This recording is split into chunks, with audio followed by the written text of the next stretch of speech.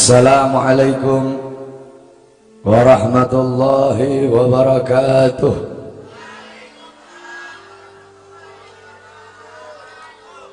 Bismillahirrahmanirrahim. Alhamdulillahil qawiyyi sultanuh, al-wadihil burhanuh, al-mabsut fil wujud karamuhu wa ihsanuh. Allahumma salli ala nuril anwar wa sirril asrar wa tiryakil akhyar wa miftah babil yasar Sayyidina wa maulana Muhammadin al-Mukhtar wa alihi al-adhar wa ashabihi al-akhyar adada ni'amillahi wa ifdalih, amma ba'd. Yang saya cintai, yang saya muliakan, para alim ulama, para habaib, para kiai, para asatid, para tokoh masyarakat, para aparat pemerintah, wabil khusus Al-Habib Abdullah bin Muhsin Al-Muhdar, yang saya cintai, yang saya muliakan, guru kita bersama Kiai Haji Mahdi beserta para kiai, para asatid yang lain, yang saya cintai, yang saya muliakan, ketua panitia beserta seluruh panitia, ketua musalla Ar-Raudhah, imam musalla beserta seluruh hadirin dan hadirat, bapak-bapak, ibu-ibu, pemuda-pemudi umat Sayyidina Muhammad yang selalu dimuliakan oleh Allah Subhanahu wa ta'ala. Alhamdulillah, segala puji dan syukur kembali ke hadirat Allah Subhanahu wa ta'ala. Dialah Allah Subhanahu wa ta'ala, Tuhan seru sekalian alam. Dialah Allah, Raja yang menguasai segala kekuasaan. Dialah Allah Subhanahu wa ta'ala yang maha besar dari segala sesuatu yang besar. Yang besar selain Allah kecil. Dialah Allah Subhanahu wa ta'ala yang maha kaya dari segala sesuatu yang kaya. Yang kaya selain Allah miskin. Dialah Allah Subhanahu wa ta'ala, Raja di atas para raja. Yang raja selain Allah budak. Dialah Allah Subhanahu wa ta'ala yang maha perkasa, yang maha kuat. Yang perkasa selain Allah, yang kuat selain Allah lemah. Dialah Allah Subhanahu wa ta'ala yang maha hidup. Yang hidup selain Allah pasti akan mati. Yang ada selain Allah pasti akan tiada. Yang wujud selain Allah pasti akan binasa. Sedangkan hidupnya Allah, adanya Allah, wujudnya Allah selama-lamanya, kekal abadi, tidak akan pernah musnah dan tidak akan pernah binasa. Dialah Allah yang dimana kedekatan hamba dengannya tidak akan membuat hamba itu setara dengannya. Jauhnya hamba darinya tidak akan membuat dinding penghalang antara hamba dengannya.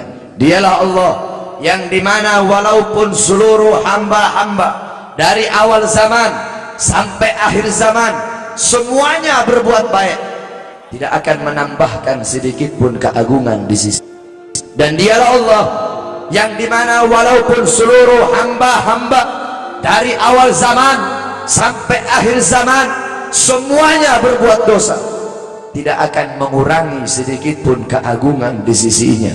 Dan dialah Allah yang dimana pada malam hari yang mulia ini, di tempat yang penuh dengan barakah ini, Allah Subhanahu wa ta'ala sedang memandang kita semua yang duduk di tempat ini. Allah pandang dengan pandangan rahmat, Allah pandang dengan pandangan kasih sayang, Allah pandang dengan pandangan maghfirah, Allah pandang dengan pandangan pengampunan.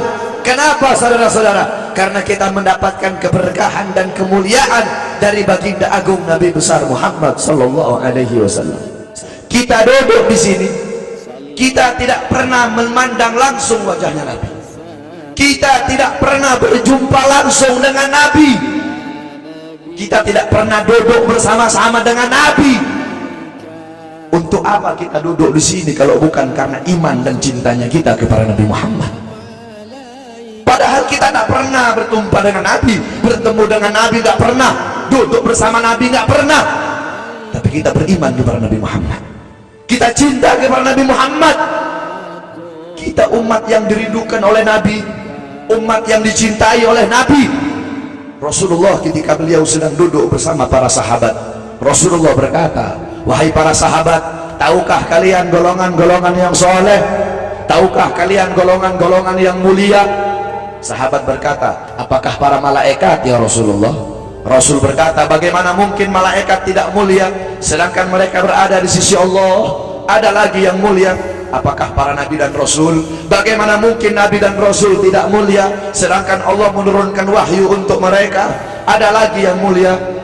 Apakah kami ya Rasulullah? Bagaimana mungkin kalian para sahabatku tidak mulia sedangkan aku berada di tengah-tengah kalian? Ada lagi yang mulia. Kata sahabat, Allah dan engkau yang lebih tahu ya Rasul. Rasulullah menundukkan kepala, Nabi Muhammad menundukkan kepala. Dari kedua pelupuk mata beliau mengeluarkan air mata, membasahi pipi beliau sampai ke janggutnya beliau. Beliau menundukkan kepala sambil menangis dan beliau berkata, golongan yang mulia ini, golongan yang soleh ini, mereka golongan-golongan yang adanya nanti di akhir zaman. Mereka tidak pernah duduk bersamaku, mereka tidak pernah memandang wajahku, mereka tidak pernah mendengar langsung kata-kataku, akan tetapi mereka beriman kepadaku, kata Rasul. Mereka umat yang aku rindukan, mereka umat yang aku cintai. Tuba liman yarani wa amana bi, wa tuba summa tuba liman lam yarani wa amana bi. Sungguh beruntung orang-orang yang beriman kepadaku, kemudian orang-orang yang melihatku kemudian beriman kepadaku. Dan sungguh beruntung, dan sungguh beruntung, dan sungguh beruntung, 3 kali keberuntungan, 3 kali kemuliaan bagi orang-orang yang tidak pernah melihatku akan tetapi mereka beriman kepadaku. Siapa? Kita umat Nabi Muhammad SAW. Kita tidak pernah memandang wajah Nabi, tidak pernah berkumpul dengan Nabi, tapi kita beriman kepada Nabi Muhammad. Apalagi kita umat Islam Indonesia, umat Islam Indonesia, umat yang dicintai oleh Rasulullah As-Sayyid Al-Habib Muhammad bin Alwi Al-Maliki. Ketika beliau berziarah ke makam Nabi Muhammad, dalam keadaan sadar beliau berjumpa langsung dengan Nabi Muhammad. Di belakang Nabi Muhammad ada ribuan orang. Habib Muhammad pun bertanya, ya Rasulullah, siapa yang ada di belakangmu ini ya Rasulullah? Ribuan orang ini, ribuan golongan ini, siapa ya Rasulullah? Rasulullah berkata, ini mereka yang ada di belakangku. Mereka adalah umat Islam yang aku cintai. Mereka umat Islam yang ada di Indonesia, kata Rasulullah SAW. Kita dicintai oleh Rasul. Kenapa? Coba kita lihat di Indonesia, saudara-saudara. Kalau bulan Maulud, kalau bulan Rabiul Awal, di kampung-kampung, di musola-musola, setiap masjid, setiap langgar, setiap pesantren, setiap RT, setiap RW pasti bikin Maulid Nabi Muhammad.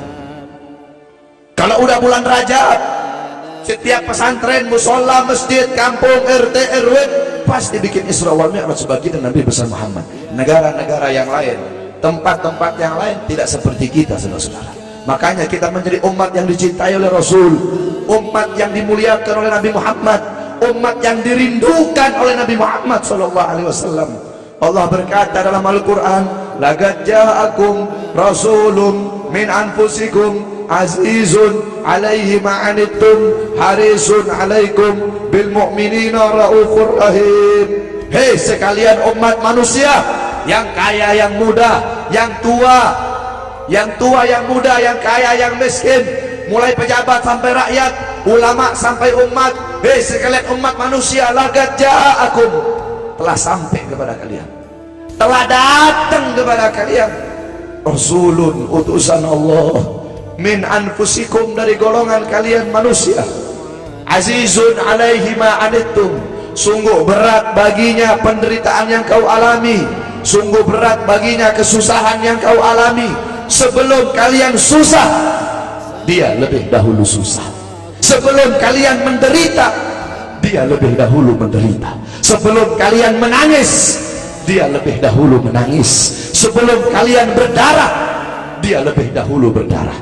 Azizun alaihi ma'antum harisun alaikum, dia menjaga kalian, menjaga akidah kalian, keyakinan kalian, tauhid kalian, syariat kalian, sholat kalian, agar kalian tidak menyimpang, agar kalian tidak tersesat, agar kalian tetap berada di jalannya Allah. Bil mu'minina raufur rahim. Kepada orang-orang yang beriman beliau sangat cinta, beliau sangat sayang, beliau mencintaimu sebelum engkau mencintainya, beliau merindukanmu sebelum engkau merindukannya. Siapa beliau? Siapa dia? Dia adalah seorang manusia yang mengorbankan jiwanya, mengorbankan nyawanya, mengorbankan darah dan hartanya demi kita sebagai umat. Beliau kepanasan, kedinginan, 3 hari 3 malam makan, mengganjal perutnya dengan sebongkah batu. Perut suci beliau berbunyi. Kelaparan bukan untuk dirinya, kelaparan bukan untuk anak cucunya, kelaparan demi kita sebagai umat. Beliau seorang manusia yang pipinya pernah tertusuk duri sampai tembus ke sebelah demi kita sebagai umat. Beliau seorang manusia yang pernah wajah beliau dilempari kotoran demi kita sebagai umat. Lupakah kalian dengan air mata beliau yang menetes setiap malam demi kalian? Lupakah kalian darah suci beliau yang menetes ketika berada di kota Taif, dilempari batu demi kalian? Ketika beliau pergi ke kota Taif, dahi beliau dilempar batu, darah ke beliau keluar. Ketika darah itu jatuh, ditampung darah beliau, ditampung darahnya. Sahabat berkata, ya Rasul, kenapa kau tampung darahmu ya Rasul? Rasul berkata, andaikan darahku jatuh di atas tanah Taif, penduduk kota Taif akan ditenggelamkan oleh bumi, sedangkan mereka adalah umatku. Luar biasa kasih sayang Nabi kepada kalian. Tetapi kita sebagai umat tidak tahu diri. Kita sebagai umat merusak sunnahnya, kita sebagai umat melanggar ajarannya, kita sebagai umat semakin hari semakin jauh darinya, meninggalkan pakaiannya, meninggalkan ajarannya, meninggalkan sunnahnya, meninggalkan kepribadiannya, meninggalkan akhlaknya, meninggalkan Al-Qur'annya. Rasulullah SAW yang dimana gal Sayyidina Ali karamallahu wajhah, inna Rasulullah fi akhir nafsi harragat syafatayhi marratain fa'algaitu sam'i fasami'tuhu yaqul ummati ummati faqubila Rasulullah sallallahu alaihi wasallam wa qala law kanat ad-dunya tadumu li wahidin la kana Rasulullah sallallahu alaihi wasallam fiha mukhallada. Dari Sayyidina Ali karamallahu wajhah, ketika akhir-akhir detik-detik kematiannya Rasulullah, beliau mendengar, beliau melihat dari bibir Rasulullah bergerak dengan 2 kali gerakan. Beliau mendekatkan telinganya, mendekatkan pendengarannya, dan beliau mendengar Rasulullah berkata, ummati ummati, faqubida Rasul, meninggal Rasulullah SAW. Ketika nyawa Rasulullah akan dicabut, Rasulullah berkata kepada Jibril, wahai Jibril, aku belum puas meninggalkan umat, aku tidak mau meninggalkan mereka dalam keadaan belum diberi jaminan oleh Allah. Wahai Jibril, sampaikan kepada Allah, aku tidak minta jaminan untuk diriku, aku tidak minta jaminan untuk keluargaku, aku minta jaminan untuk umatku. Wahai Jibril, sampaikan kepada Allah. Jibril pun pergi kepada Allah. Jibril pun berkata, ya Allah, kekasihmu Muhammad meminta jaminan untuk umatnya. Allah bilang, wahai Jibril, katakan kepada Muhammad, aku tidak akan menghinakan umat Muhammad. Basyirhu fa innahu awwalu nasin kharijun minal ardi idza bu'isu. Kemudian beliau ditarik lagi nyawa beliau. Beliau berkata, ya Khalil Israel, wahai kekasihku Israel, apakah seperti ini rasa sakit ketika dicabut nyawa? Israel berkata, iya ya Rasulullah, seperti inilah rasa sakit ketika dicabut nyawa ya Rasulullah. Apakah rasa sakit seperti ini juga yang kelak, yang ya Allah, biar aku menanggung sakratul maut seluruh umat. Ya Allah, mereka tidak akan kuat, mereka tidak akan sanggup. Aku nabi mereka, aku pemimpin mereka, biar aku menanggung beban penderitaan sakratul maut mereka. Ya Allah, biar aku menanggung sakratul maut umatku. Ya Allah, di mana kita sebagai umat? Apa yang telah kita lakukan untuk Nabi Muhammad? Nabi berkorban untuk kita, di di saat detik-detik terakhir nafasnya tidak memikirkan rasa sakitnya, tidak memikirkan pedihnya, tidak memikirkan beratnya. Beliau memikirkan nasib kita sebagai umat kelak di yaumil qiyamah, ketika para nabi dan para rasul berkata, nafsi nafsi nafsi nafsi, diriku sendiri, jiwaku sendiri, aku urus urusanku sendiri, aku tidak bisa nolong kalian. Ketika para nabi dan rasul mereka tidak bisa menolong kita, Rasulullah Muhammad ibn Abdullah, Nabi Muhammad bersujud kepada Allah, Nabi Muhammad bertekuk lutut, beliau bermohon kepada Allah, beliau berkata, ya Allah, aku tidak minta pengampunan untuk diriku, wala Fatimah wala Hamzah, aku tidak minta pengampunan untuk Fatimah, aku tidak minta pengampunan untuk Hamzah, aku cuma minta pengampunan untuk umatku ya Allah, untuk umatku ya Allah. Rasulullah tidak meminta pengampunan untuk dirinya, tidak meminta pengampunan untuk anaknya, tidak meminta pengampunan untuk paman bibinya, tidak meminta pengampunan untuk keluarga atau anak cucunya, tetapi beliau meminta pengampunan untuk kalian sebagai umat.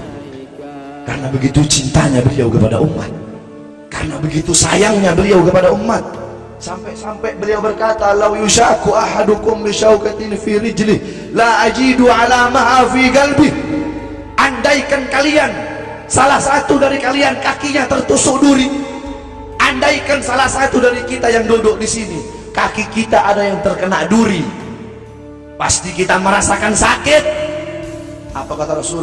Maka aku tidak merasakan apa yang kalian rasakan, kecuali yang aku rasakan, sampai dalam hati aku rasakan rasa sakit kalian. Ya, bagaimana cintanya Rasul kepada kita. Apa yang sudah kita lakukan untuk Nabi? Sudahkah kita mengorbankan kedua mata kita untuk memandang hal-hal yang disukai oleh Nabi? Sudahkah mengorbankan kedua tangan kita memberi makan golongan-golongan yang dicintai oleh Nabi? Mengorbankan lidah kita untuk mendakwahkan, mensuarakan ajaran syiar Nabi? Sudahkah mengorbankan kedua kaki kita melangkah ke tempat-tempat yang diridhoi oleh Nabi? Kita masih belum bisa balas jasa Nabi, dan tidak akan pernah bisa membalas jasa Nabi Muhammad. Jangankan kita duduk di sini berjam-jam, walaupun kita duduk di sini sampai pagi kita duduk, seumur hidup kita duduk di sini, masih belum bisa membalas jasa Nabi Muhammad. Sekalipun kita merangkak, engkau merangkak dari rumahmu menuju makam Nabi, merangkak bukan dengan kaki, merangkak bukan dengan mata, bukan dengan tangan.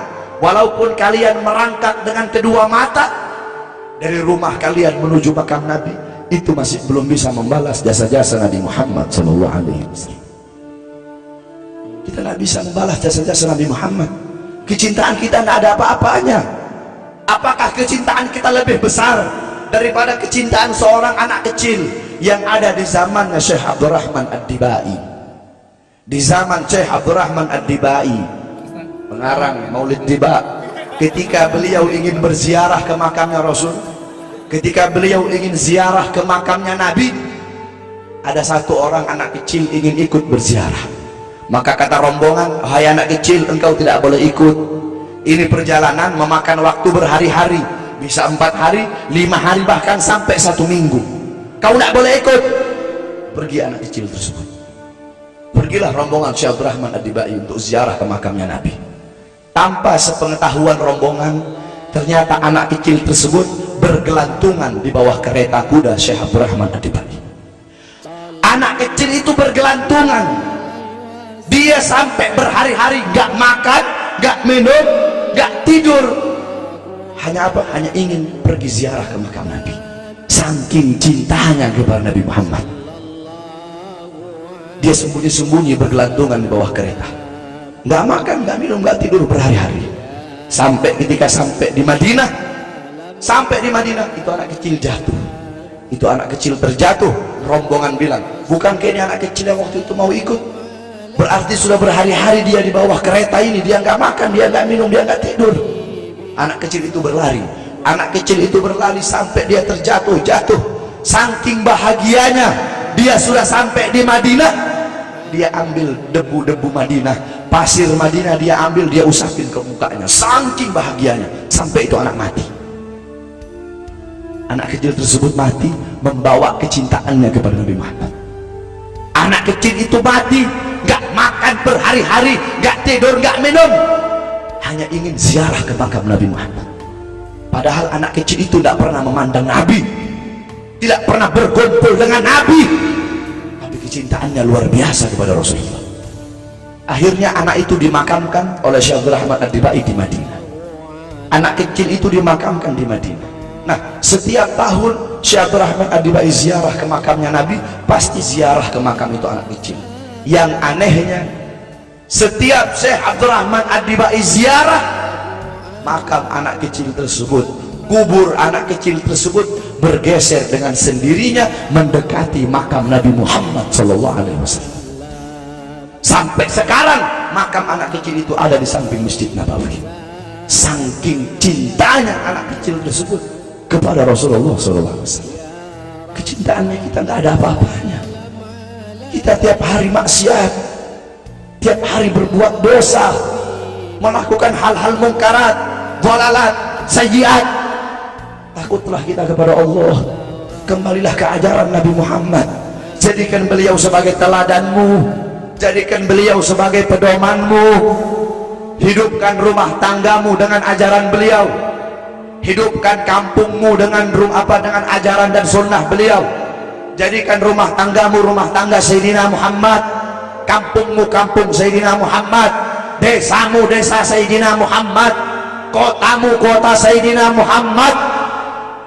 Man tasyabbaha biqaumin fahuwa minhum. Barang siapa yang mengikuti suatu kaum, maka dia sama dengan kaum.